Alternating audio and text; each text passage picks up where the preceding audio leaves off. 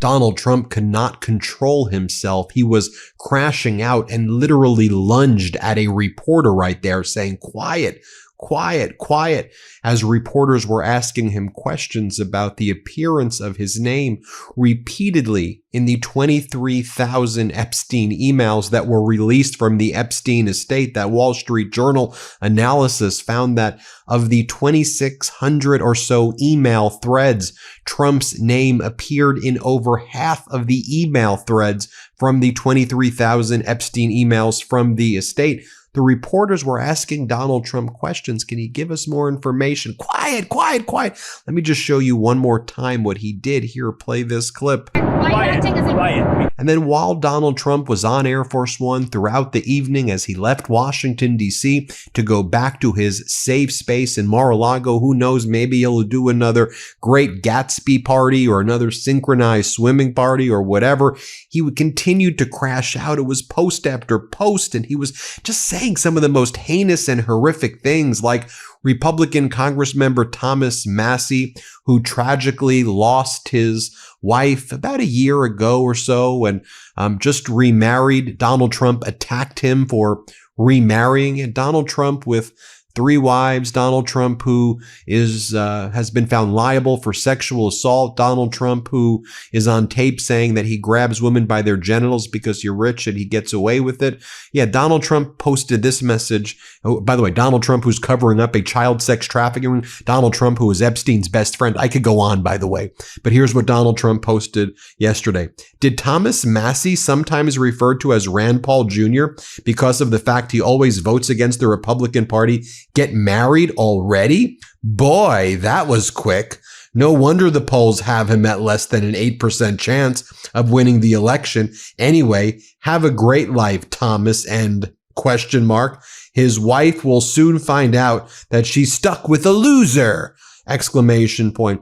Even this MAGA supporter, Evan Kilgore, he's been channeling what we're hearing from a lot of MAGA supporters, including Marjorie Taylor Greene, who Donald Trump kicked out of MAGA officially last night. He said, "She's gone. I will not support her ever again. I revoke my endorsement of her. She's a raving lunatic." I'll do a whole other video on that this morning, by the way. So make sure you check back in and watch my video of Donald Trump kicking Marjorie Taylor Greene to the curb. But here's what a MAGA supporter named Evan Kilgore says. He goes, Donald Trump just attacked Thomas Massie for getting remarried recently after his wife tragically passed away last year. He then uses it as an attack on Massie to imply he's going to lose the next election. This is actually disgusting. Donald Trump has lost me. That's what it took. Donald Trump's a disgusting, vile human being. That's what it took, but okay. Donald Trump posted that he's withdrawing his support and endorsement of Congresswoman Marjorie Taylor Greene and calls her a raving lunatic who keeps on calling him over and over again. Then throughout the evening, Donald Trump would post messages from anyone who would also agree to gang up with him and attack Marjorie Taylor Greene, like this account that said, "Your political future just ended, Marjorie," and Donald Trump reposts that. Then Donald Trump posts, "Unaffordable Care Act!" Exclamation point. Unaffordable Care Act. Okay, Donald, what is your plan? You can't just say you're going to get rid of insurance and give people a $2,000 check. Let's be clear, you're lying about giving people a $2,000 check. Didn't you promise a $5,000 Doge dividend check? Oh, wait a minute. What happened with Doge? No one talks about that anymore. Then you said there was going to be a tariff rebate check. Now it's a tariff dividend check. We know you're lying there, but just assume you weren't lying. And your plan was to give people a $2,000 check and get rid of health care, whatever that means. So what happens when somebody has a surgery and procedure that costs more than $2,000? They go bankrupt? Do you understand the way healthcare and health insurance work? Do you understand what insurance is? I don't think you do.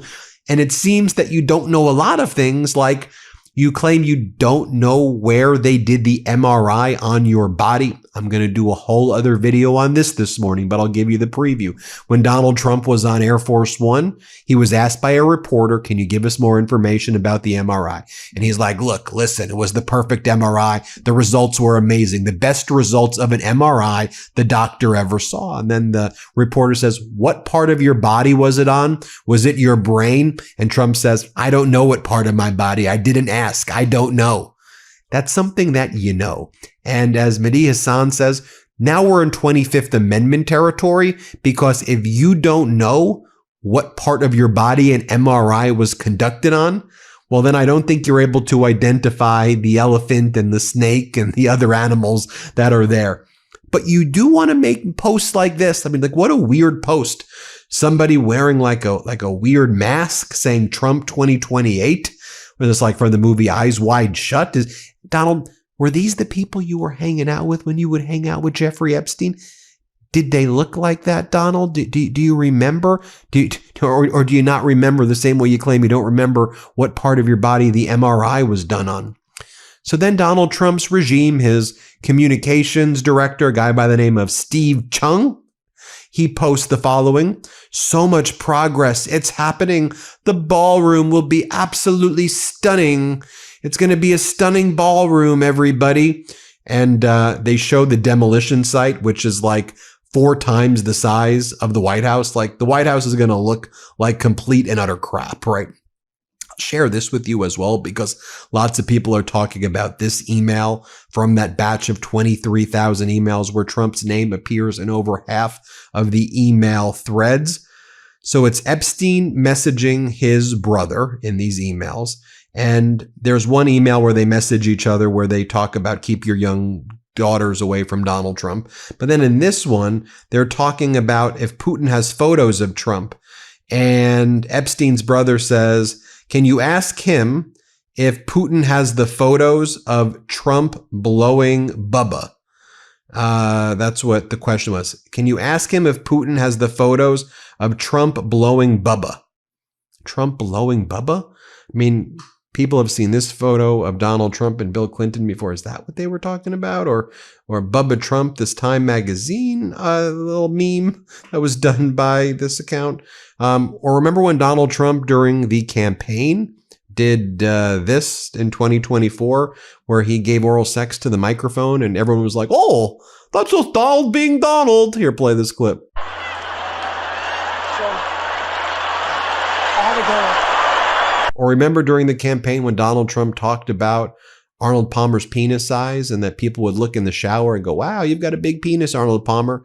And this was a speech that Donald Trump gave like as part of his speech around the country, and everybody, and like the media normalized this. And we were calling it out all the time. Remember the videos we would make here on the MeidasTouch Network? I'd be like, hello, everybody. This is like, and Donald Trump's like, I have to say it. I have to talk about this. Here, play this clip. Old man. This man was strong and tough. And I refused to say it, but when he took showers with the other pros, they came out of there, they said, oh my God.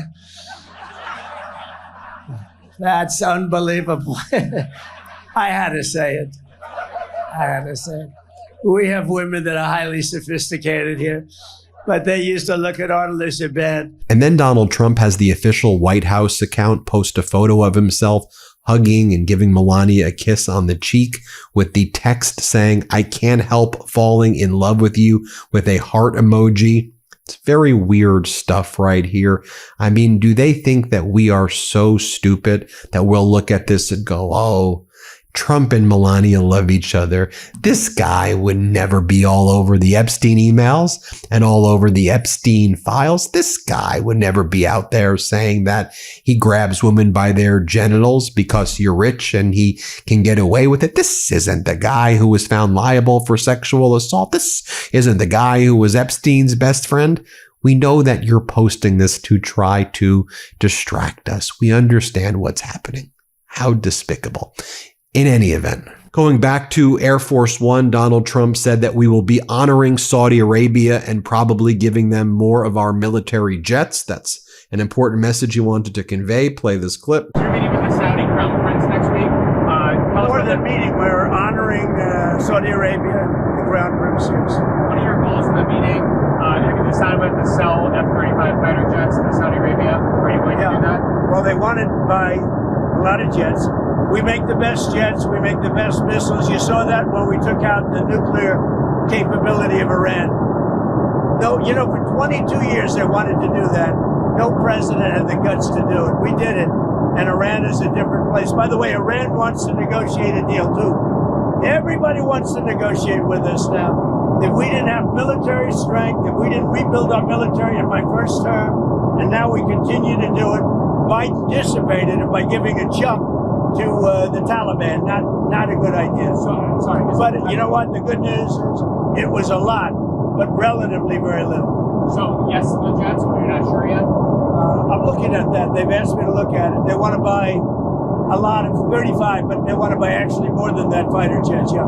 Donald Trump said that, this is where Donald Trump was talking about his relationship with Epstein. He's like, Epstein and I had a bad relationship. I want you to focus on Bill Clinton, JP Morgan Chase, and Larry Sumner. Go look at the files as it relates to them, not me. Do not talk about me. Here, play this clip. With the president of Harvard, who you know, that is Summers, Larry Summers, whatever his name is, and all of the other people that he spent time with. Jeffrey Epstein and I had a very bad relationship for many years. But he also saw strength because I was president. So he dictated a couple of memos to himself. Give me a break. You're going to find out what did he know with respect to Bill Clinton, with respect to the head of Harvard, with respect to all of those people that he knew, including JP Morgan Chase. Sir, Yeah, Jennifer, go ahead. Go ahead. Of the file, Venezuela, why not act, why acting as an A reporter asked Donald Trump, so on these rebate checks, can Americans see him this year before Christmas? And Trump's like, oh, next year. No, sometime next year we'll deal with it. Oh, is this kind of like when you said you would bring peace to Ukraine in 24 hours? So is next year going to become next year and the year after is going to be next year? Right? What do they say about the economy? They're like, everything that's happening now is Sleepy Joe Biden's fault. Let's just blame him for everything right now. Next year's the year for the American worker. But then the reporter asked Donald Trump, well, what if the Supreme Court overturns or blocks your tariffs against the world? Are you still going to do tariff dividend checks?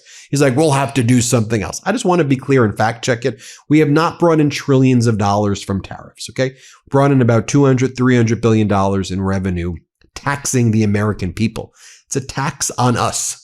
So you want to return less money to us than you're taking from us? It's the stupidest Ponzi scheme imaginable. But listen to what he says. Here, play this clip. Just on the rebate checks, sir, how soon could Americans see those checks? Will that be in time for Christmas, holiday shopping? No, not for this year. It'll be next year sometime. Do you have a time frame? How many No, months? sometime during the year, next year. It's a lot of money, but we've taken in a lot of money from tariffs. The tariffs allow us to give a dividend if we want to do that. Now, we're going to do a dividend, and we're also going to be reducing debt. We have, because of Biden and others, we have $37 trillion in debt. So we're going to be doing a dividend, which people will enjoy and spend and do what they want.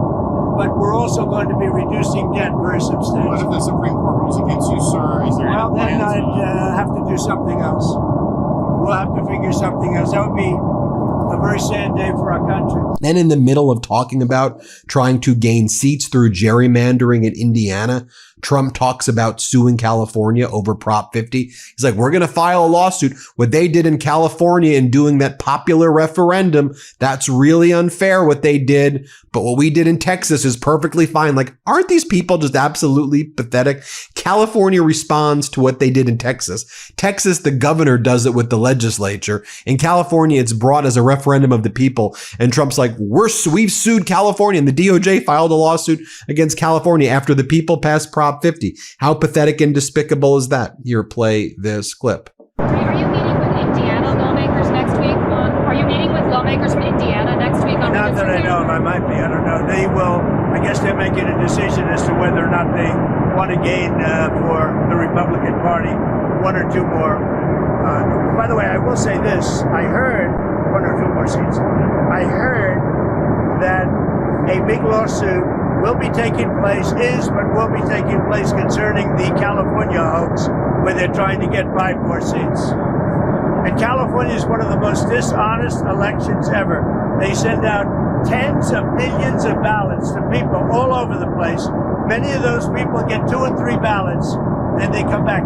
California is a disgrace on voting, and they're doing something that is very illegal. So we are or will be suing California on the 5 seats. Department of Justice will be? The Department of Justice, yes. By the way, I want to give a shout out to our friends at Snapstream. Sometimes we're asked like, well, how do you clip all these videos? Well, our team, ASIN and others, they use a software called Snapstream. If you want to know, you want to contact the people at Snapstream to use that software. It's really more for businesses, but people can use it too. Just go look at the links in the description below and reach out to the folks over at Snapstream, and you can say that MeidasTouch sent you. It's the tool that we use over here. So tell them I say what's up.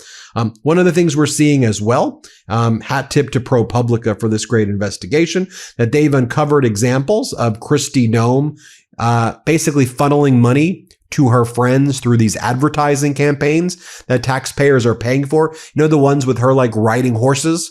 It's like a $220 million like ad campaign. And apparently her friends, her buds, are getting a lot of money sent based on these like stupid ad campaigns where she like threatens immigrants and rides around in horses, which is so utterly ridiculous.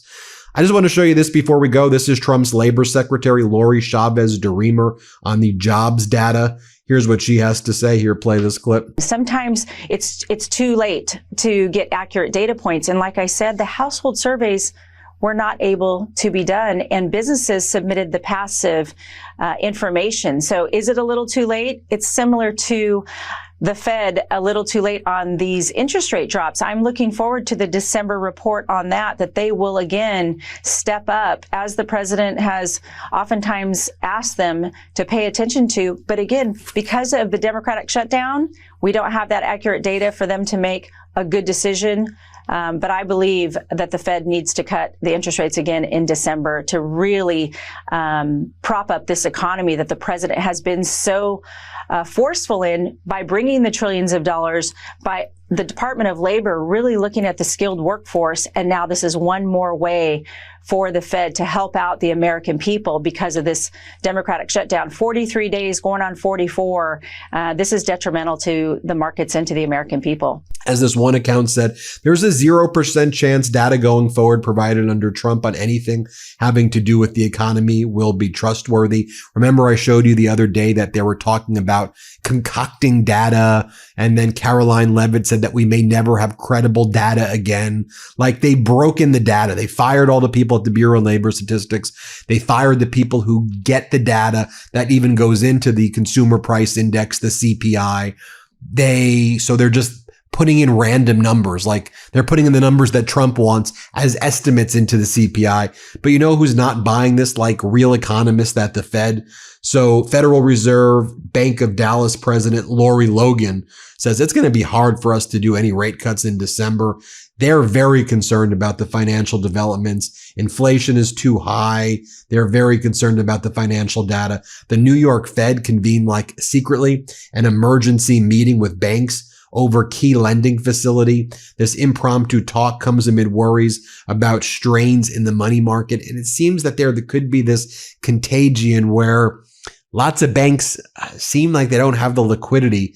And there seems to be some, what's the terminology that they do it? It's called like phantom printing. They're like sending money into banks very quietly behind the scenes because their reserves are falling to levels that are a little bit very concerning right now. As this one account says, you never want to see the New York Fed and impromptu talks in close proximity.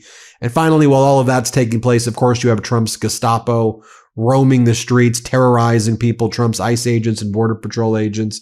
Hat tip to our friends at Reuters who got this photo right here of faith leader Michael Wolff, a minister at Lake Street Church of Evanston, being detained but right there outside of the Broadview ICE facility. Sad stuff in this country. Oh, but the NRCC pollster, the National Republican Convention pollsters, show massive warning signs for Republicans. Generic ballots have Democrats up significantly. And on the issue of the economy, Democrats lead plus 13 over Republicans. Tell me what you think. Hit subscribe. Let's get to 6 million subscribers. Thanks for watching. Be sure to add the MeidasTouch podcast on Apple Podcasts, Spotify, or wherever you get your podcasts for new updates every single day.